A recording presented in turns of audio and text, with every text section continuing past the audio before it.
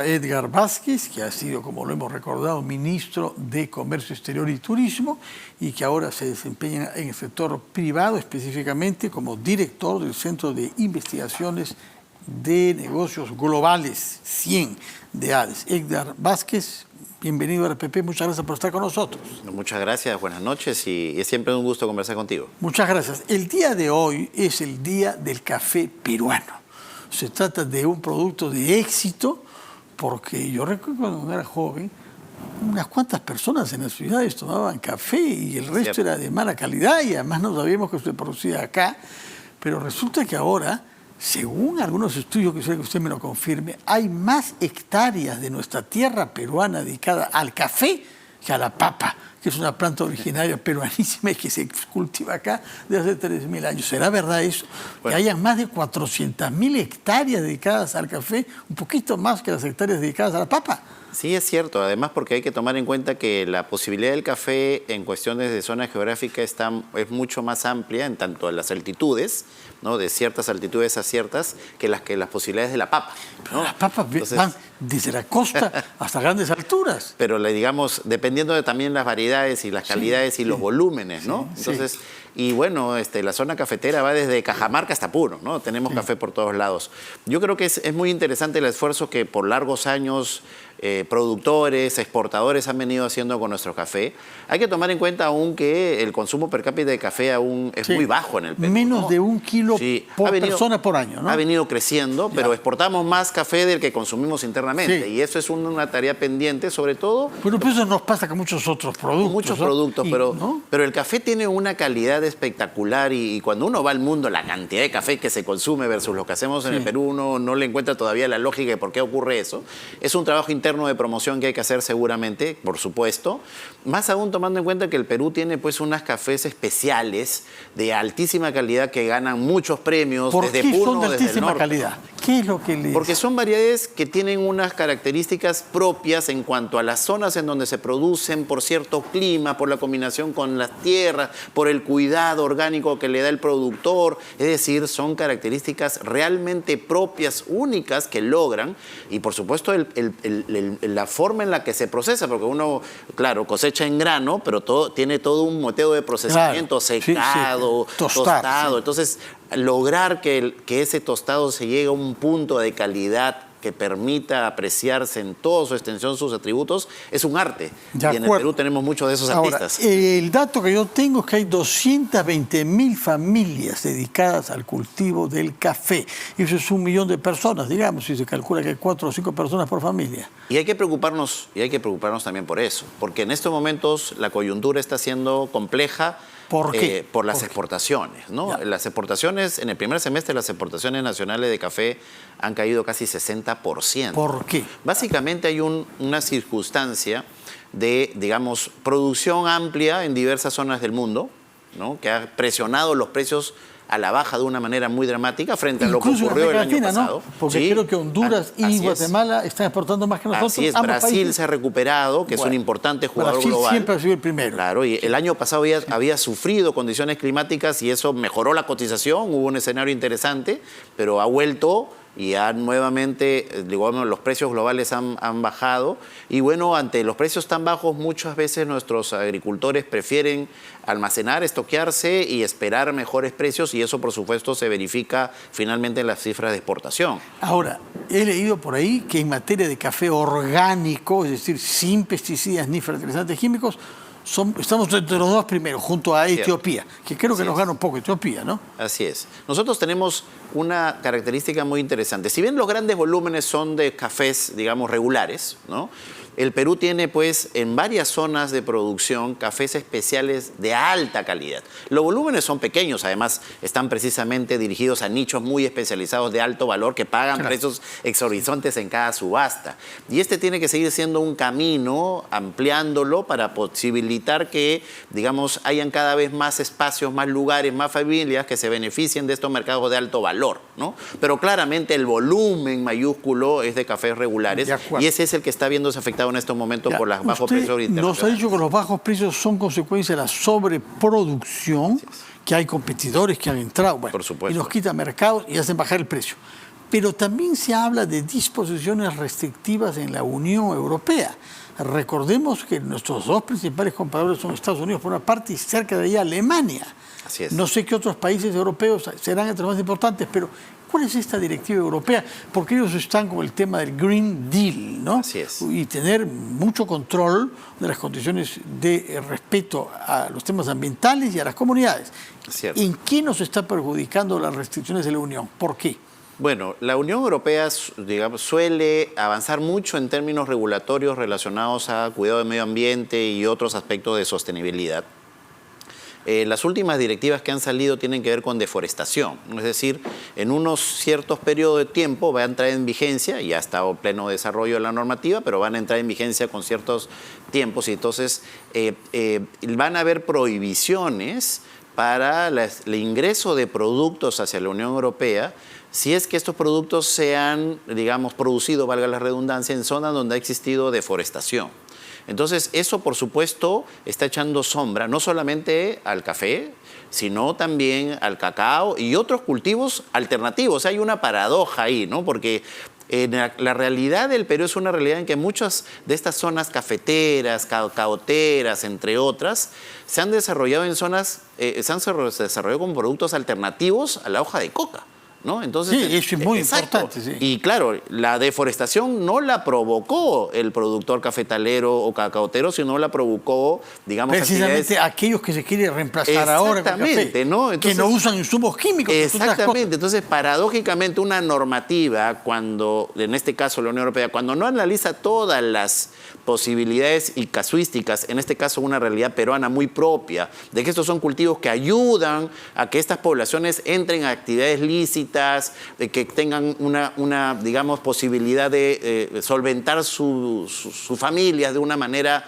más activa y acorde a más mercados, acorde a buenas prácticas. Cuando no se analiza eso, salen este tipo de normativas que pueden poner precisamente sombras y podrían hacer que en algunos casos retrocedamos en esos cultivos alternativos y vuelva a darse espacio a actividades de cultivos ilícitos. Ese es el gran riesgo para el Perú. Y tenemos que prepararnos.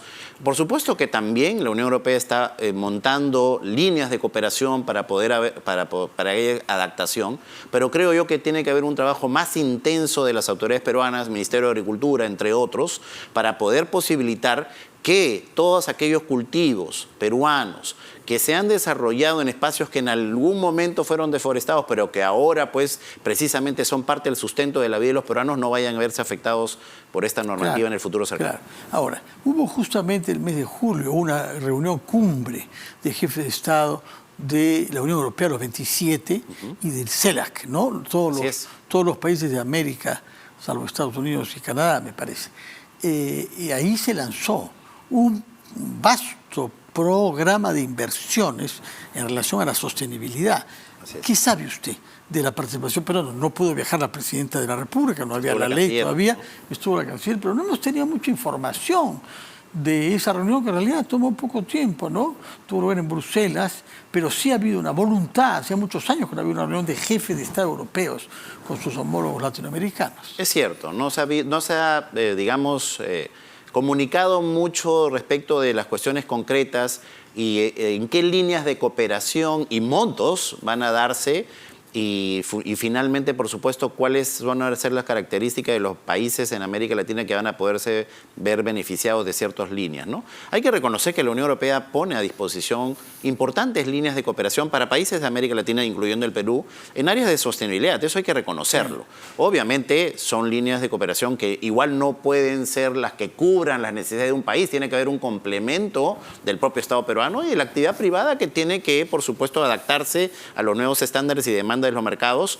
Ahora ya no solamente son los gobiernos los que te ponen estándar, sino, mencionábamos hace un momento, hay supermercados en Alemania que si tu producto no tiene certificación orgánica, simplemente no va a ser vendido en ese supermercado completo. Todo el supermercado son solo productos orgánicos, más, ¿no? Entonces ya y para café en particular. Exacto, ya no es una normativa pública, ya es el propio consumidor privado a través de estos establecimientos que te exigen estándares para los cuales tienes que Se ha hecho una adaptarte. muy mala imagen la selva y la manera como algunos países la tratan. En realidad, Bolsonaro fue desastroso para la imagen de la gestión de los latinoamericanos con sus amigos por la Amazonía. Entonces, hay muchos europeos que simplemente no quieren comprar productos que sospechan que son hechos a expensas de comunidades nativas y de la sostenibilidad de la selva. Es cierto, y es paradójico porque precisamente cuando no se conoce la realidad muchas veces se ponen estas restricciones y lo que hacemos es presionar más el bosque, porque finalmente digamos, las familias tienen que sustituir de algo y como sus productos no pueden ingresar a sus principales mercados porque están teniendo estas restricciones, ¿qué hacen? Talan más el bosque. Claro. Porque finalmente necesitan subsistir. Entonces es una paradoja. Es decir, medidas que se creen que van a aportar a proteger la Amazonía, finalmente terminan deteriorándola. Claro. Entonces ahí tiene que haber una comunicación de lado más importante con el del café, por mucho valor que tenga económico y simbólico, y hablemos de nuestros principales mercados, porque estamos ante una realidad nueva, que hay un país que de lejos es el que más nos compra, y ese país es China. Incluso más que el espacio económico más grande del mundo, que es la Unión Europea, porque sumados los 27 son más que ningún otro bloque, ¿no? ¿Cómo van nuestras relaciones comerciales con China? Bueno, las relaciones con China están en un momento bastante importante. Creo que en la historia de las relaciones bilaterales estamos en una circunstancia de los negocios que han alcanzado un nivel muy alto. China se ha convertido claramente en nuestro principal socio comercial. 33% de todo lo que le exportamos va hacia China. O sea, ¿cuántos miles de millones de dólares? Estamos hablando de cerca de 30.000 millones de dólares que se van hacia 30.000 millones. 30.000 millones. Una el año tercera. pasado, 33%. El año pasado el Perú exportó, un poquito menos de 30.000, 63.000 millones de dólares, ¿no? Entonces estamos hablando de un país al cual el Perú le exporta mucho, pero el 90% de lo que le exportamos son minerales. Entonces ahí el gran reto está... cobre y hierro, ¿no? Cobre, hierro, algunos otros minerales también, pero cobre es definitivamente el principal. Entonces el reto está en diversificar nuestra canasta exportadora a este mercado tan importante, tan grande y cada vez más sofisticado. Pero, no solamente por el lado de los alimentos, sino también por otras manufacturas, ¿no? Somos los número uno en la exportación de algunos productos agrícolas también, ¿no? Sí, por supuesto. Uvas, arándanos. Y arándanos. Así es. A China, ¿no? Así es. Yo incluso a veces... Al mundo. Le tomo el pelo a los Somos el chinos diciendo principal que estamos exportador. exportando el esquión de Junín, que es una raíz china, ¿no? Sí, es una circunstancia bien interesante, ¿no? Como algunos productos que en teoría China es el principal productor, también le exportamos. China es un importante productor de prendas de vestir y el Perú también le exporta prendas de vestir, solo que prendas de vestir de alta calidad, de fibras de alpaca o de algodones muy finos para prendas para bebés, ¿no? Donde claramente la oferta china no es en donde tiene el potencial. Entonces, siempre hay nichos de mercado donde podemos aprovechar. Pero creo que es importante también destacar que esta circunstancia de China en estos momentos, como el país que más va a crecer este año, está un poquito y que está tampoco es que va a crecer maravillosamente, ¿no? No como antes, por supuesto, pero comparado con Estados Unidos, la Unión Europea, claramente va a crecer mucho más. Pero está escondiendo lo que está ocurriendo con la exportación en general del Perú, ¿no? Porque la exportación peruana en el primer semestre ha caído 1.5%. Y tiene principalmente... No teníamos una cifra tan mala desde cuándo en materia de exportación. Bueno, la pandemia fue muy dura, ese fue un año atípico, ¿no? Pero el año pasado habíamos alcanzado nuestra cifra récord, habíamos superado los 63.000 millones de dólares.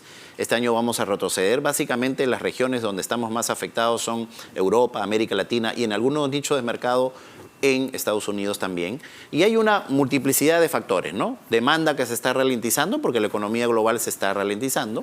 Factores climáticos que están afectando algunos productos como la anchoveta para la harina de aceite y favorecen a otros como la pota. Y por supuesto también... Pero no compensa, ¿no? Porque el monto total de lo que aportamos pota precisamente a China, me parece, sobre todo. Sí, ¿no? China es... El Asia principalmente. No da la talla frente a las exportaciones por supuesto, de harina. Claro, la industria de harina de aceite es mucho más relevante en la exportación. ¿Y China es el principal mercado para nuestras exportaciones de harina? Así es, harina y aceite pescado. Ya, bueno. Y, digamos, a eso hay que sumarle, y esa es parte de la preocupación, se está escondiendo el crecimiento de la minería porque está empezando Quellaveco. Pero ¿qué empieza en el 2024? ¿Qué empieza en el 2025? ¿Qué empieza en el 2026? Y recordemos que las inversiones en la agroindustria se han paralizado también. Ahora estamos exportando lo que se cosechó hace 4, 5, 6, 7 años con las leyes de promociones anteriores, pero se han modificado y muchas empresas han salido a invertir afuera. Entonces, nuestra preocupación y llamada de alerta sobre esta caída que estamos presentando este año, es que ya es un clarinazo respecto a lo que puede ocurrirnos en el futuro, dada la pérdida de atractivo que ha tenido la economía peruana por la inestabilidad social, pero además por algunas medidas erróneas que le han quitado atractivo a industrias como la agroindustria o lo que está ocurriendo, por supuesto. ¿Cuáles medidas? El cambio en la ley de promoción agraria, por supuesto, ¿no? ¿Qué cambio específicamente? Se cambiaron todas las condiciones en relación a condiciones que tenía digamos, de promoción esta industria en términos laborales, en términos, digamos, de productividad. Regímenes de excepción, digamos. Así es, exactamente. Para el empleo temporal. Así es, así es. Y en el caso de la minería, básicamente, el que no se ha podido solucionar, digamos, y destrabar los grandes proyectos que siguen pendientes, ¿no? ¿Cuáles? Bueno, a Tía María, Conga, entre otros, ¿no? Los que ya conocemos. Exacto, a eso me refiero. Entró Quellaveco este año y su producción nos está dando cifras positivas, pero ¿cuáles van a ser los proyectos que van a entrar en el futuro cercano? Hay otros productos que son verdaderamente sensacionales, como el arándano. Cierto. Porque no existía. Yo recuerdo que cuando yo era joven era una fruta que no existía, era una rareza de los países nórdicos. Como muchos de nuestros productos exitosos. Bueno, el espárrago dando el inicio, ¿no? Los alcachofas, ahora el arándano. Había un poco de espárragos en sí, el arándano no existía. Y de pronto, ¿en qué estamos a nivel mundial como exportadores de arándano? Somos el primer exportador mundial de arándano. El primer exportador mundial. Sí es. O sea, pero extraordinaria. Sí, estamos en una circunstancia en estos momentos compleja porque... digamos, hay un sobrestock de arándanos y ha echado el precio, digamos, muy por abajo, en algunos casos inclusive con riesgo de afectar la rentabilidad de algunas empresas. Pero bueno, va a depender mucho de cómo reacciona la recuperación de la economía global para ver si los mercados se dinamizan nuevamente y podemos recuperar las perspectivas de productividad. Finalmente, estamos ante la inminencia de una reunión muy importante de APEC en San Francisco, Estados Unidos, importante además porque se va a hacer a nosotros la transferencia de la presidencia, puesto que la vamos a organizar nosotros el próximo año. Así es. Que con un poco de suerte, si todo va bien en el Perú, recibiremos al presidente de Estados Unidos, al presidente de China, al presidente, en fin, todos los del Asia-Pacífico, socios importantísimos, con algunos de los cuales no tenemos todavía un tratado de libre comercio, como Indonesia, me parece. Indonesia es el más importante. 250 millones de habitantes. Sí, que además están creciendo económicamente y que consumen cada vez más. ¿Qué podemos esperar en materia de acuerdos de estas reuniones de APEC, la de noviembre de este año en San Francisco y la de noviembre del próximo año en el Perú? Bueno, primero tengo que destacar que APEC para el Perú y su estrategia de relacionamiento internacional ha sido esencial. Sin APEC probablemente no estaríamos hablando de los tratos a alto nivel que hemos logrado para tener TLCs con Estados Unidos, Canadá, Singapur, Japón, Tailandia. Ese ha sido el espacio en donde hemos gestionado estas negociaciones. Y lo que podemos hacer a partir de las decisiones que ya han tomado Indonesia y Perú de iniciarlas es que APEC pueda servir como gatilladores no solamente de conclusiones de negociación en el futuro cercano, sino también de apertura a la posibilidad de seguir ampliando las líneas de cooperación. El Perú, al recibir la presidencia por tempore, va a tener la posibilidad de poner una agenda, de plantearla y de trabajarla en función de los intereses. Y ahí entra ADEX, ahí colabora ADEX con el Estado. Hay un consejo empresarial, la mayoría de los representantes y la secretaría la maneja aquí Comex Perú, pero por supuesto ADEX, el resto del sector empresarial peruano, siempre está dispuesto a cooperar y participar activamente para poder, desde el lado privado, apuntalar todas las iniciativas del sector público. Y va a pasar algo paradójico, seguramente me mencionabas, bueno, esperemos que no pase nada, pero ya el Perú ha sabido tener éxito en momentos también difíciles. Recordemos que la anterior oportunidad en que fuimos sede fue en un año de cambio de gobierno, ¿no? Salía el presidente Ollanta y entraba el presidente Kuczynski y todos decían, estamos locos, ¿cómo el Perú va a organizar una reunión tan grande y que dura todo el año en un año de cambio de gobierno? Pero lo hicimos bien, fue exitoso y estoy seguro que con la capacidad de los funcionarios se pueda replicar. Señor Vázquez, me alegra que diga eso, viniendo usted ahora del sector privado, que haga el elogio de la capacidad de nuestros funcionarios. Ojalá que podamos ver resultados concretos en esa materia. Muchas gracias por su presencia, que tengan muy buenas noches y no se olvide de beber café a la gloria de nuestros productores de café en 17 regiones, creo que hay, ¿no? Así es, 17. bueno, felicitar a todos nuestros cafetaleros que generan tanto empleo para los peruanos y bueno, siempre es un gusto estar contigo. Muchas gracias. Edgar Vázquez, director del Centro de Estudios de Negocios Globales de ADEX y exministro de Comercio Exterior y Turismo. Muy buenas noches, señor Vázquez. Vamos a hacer una pausa